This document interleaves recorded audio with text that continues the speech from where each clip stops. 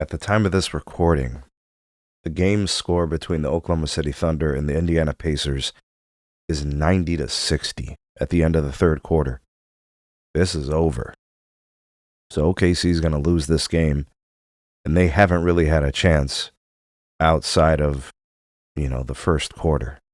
And actually, there was kind of a turning point. So I'm going to talk a little bit about, like the team stats and the box score a little bit, just to kind of give you guys an idea as to who played poorly and how poorly and who played well.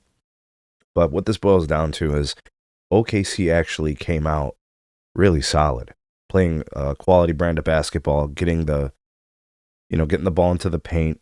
Chet seemed assertive, right? And they built themselves a little bit of a lead. Indiana calls a timeout. Rick Carlisle calls for timeout. Looks like they made a couple of adjustments. I think the adjustment basically was, look, they're looking to get the points early in the paint, possibly to open things up on the perimeter, as there'll be extra spacing and those kind of things. And I think that adjustment worked because Indy goes off and starts ripping off a ton of points. I think they ended the quarter up 3. So OKC had a lead, actually, to start the game. And then Indy punches back, but punches back harder, is able to overtake Oklahoma City. Oklahoma City had a bit of an answer at the end of the quarter, so the Pacers were up 3. But then in the second quarter, all hell breaks loose, and the Pacers end up ripping off 36 points, and the Thunder the turnovers in the first half, it was telling you that something was wrong.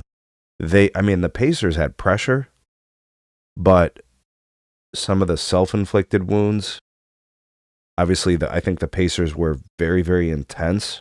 Defensively, they're reaching on everything, swiping on everything.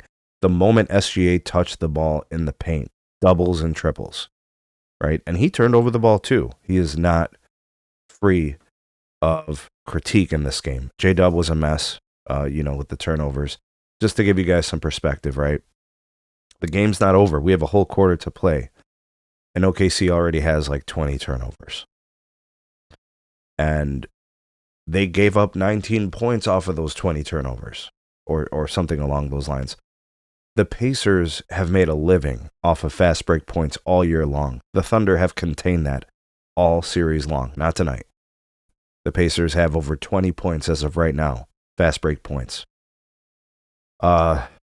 The Thunder were obviously very foul prone in the first quarter. They were in the penalty early, I want to say with like 3 or 4 minutes left in the first quarter.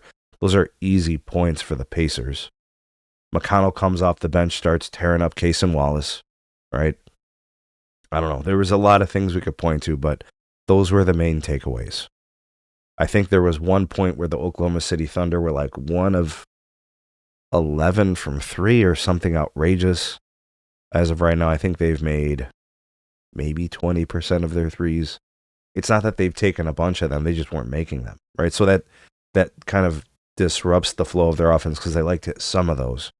They weren't getting there. They got out-rebounded by the Pacers. The defensive intensity was better from the Pacers. Obi Toppin was coming off the bench hitting threes. Nesmith hit a couple of big threes that got him going. Nembhard had a couple of nice buckets early on in the game in the first quarter. And then, J-Dub, 3 turnovers. SGA, 8 turnovers. Folks, SGA played like 30 minutes tonight. He had 8 turnovers. See what I mean? Like, they were setting double and triple teams. I think at some point you call that timeout, you're Mark Daigneault, you make an adjustment, like, you got to figure something else out that's not working. And I get it. Give credit to the Pacers for the defense. But come on, man. Nothing. You got nothing for him. Lou Dort was 1 of 5 from 3.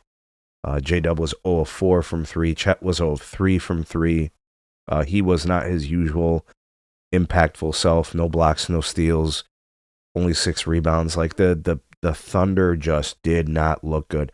They got punched in the mouth really, really hard, and they couldn't bounce back from it. In fact, it got worse. Nothing off the bench from everybody. The usual suspects like Alex Caruso couldn't give you anything tonight. He played 22 minutes.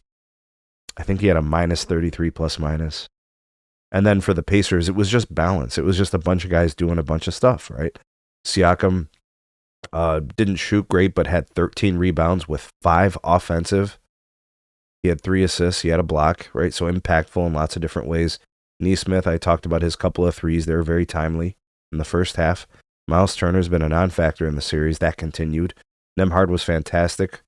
He actually started the game with Tyrese Halliburton in the backcourt. You know, Hallie was the question mark with his health. He actually started the game pretty rocky. Physically, he looked good, so the injury didn't seem to be hindering him, but he wasn't making his shots early, and then things kind of opened up for him. He saw the ball going a couple of times, and he did pretty well from there, right? So he missed his first 2 shots, but looked good the rest of the way. I think 1 turnover for Halliburton. TJ McConnell, very impactful off the bench, 24 minutes. Yeah, he was 6 of 12 from the field, and he was disruptive. He had 9 rebounds. TJ McConnell's like 5'10", and I saw him getting rebounds. That's where we were with this game. The Thunder just were never in the right position. Defensively, they weren't rotating well. They were getting blown by primary defense. They were just never in the game after that first quarter. It just looked awful. Really, really bad. All right, so we got to talk Game 7, which goes back to OKC. I think this would be... What would the game be? Would it be Sunday night or Monday night? When would they do this game? I'm not sure. I got to look. I can let you guys know here. Anyways. That game is going to be Game 7, right? Biggest game of these guys' careers. And Hallie looks good. He looks like he's going to be healthy. OKC off a devastating loss. OKC is going to win. And this is not to disrespect the Pacers. I really did feel strongly that the Pacers were going to win tonight. I didn't think it would be like this. I thought the Thunder would have a little bit more fight in them, but apparently not. Looks like they're going to need 7 games to win. I'm going to go Thunder in 7. How high is my conviction? I'd say, I don't know, moderate conviction. I think the Pacers can win. Their story is just too special, right? This run for them is just completely magical. People left them for dead. Halliburton left for dead. All those things, the injury, none of that stuff matters anymore. So, Game 7, you know, who are you going to go with? Is it going to be the defense of OKC? Are they going to be able to clamp up and just lock these guys down in Indiana and the magic just ends Game 7 abruptly? Or is Captain Siakam going to, you know, lead the way and Halliburton hit some clutch shots and TJ McConnell magic and those things? Like, what's going to happen? Are we going to get a J-Dub sighting? You know, are we going to have one of those magical games from him? Do we get something from Chet? You know, does Mark Dagnall make some adjustments here? There's nothing left to adjust if you think about it, right? There's nothing left to do. These teams have played 6 times. There's nothing Rick Carlisle can look over. He brought in Tony Bradley last game. He's brought in Thomas Bryant off the bench before. He's played McConnell for 25, 30 minutes in games. Like, he's done it all, right? For the Thunder, we've seen Aaron Wiggins hitting threes, Kaysen Wallace hitting threes. We've seen J-Dub games, Chet have big games, Caruso games. Like, there's nothing left. It's down to execution. It's Game 7. The nerves are going to be super high. The stakes are going to be super high. The coaching is going to have to be pristine. No mistakes. Guys, the Thunder are going to have to play clean basketball. They cannot turn over the ball. Absolutely not. No way, no how. Who's going to win the NBA Finals MVP in Game 7? If the Pacers win the NBA Finals Game 7 win, Pascal Siakam will be your NBA Finals MVP. If the Thunder win the NBA Finals and SGA has a good fourth quarter, he can win the Finals MVP.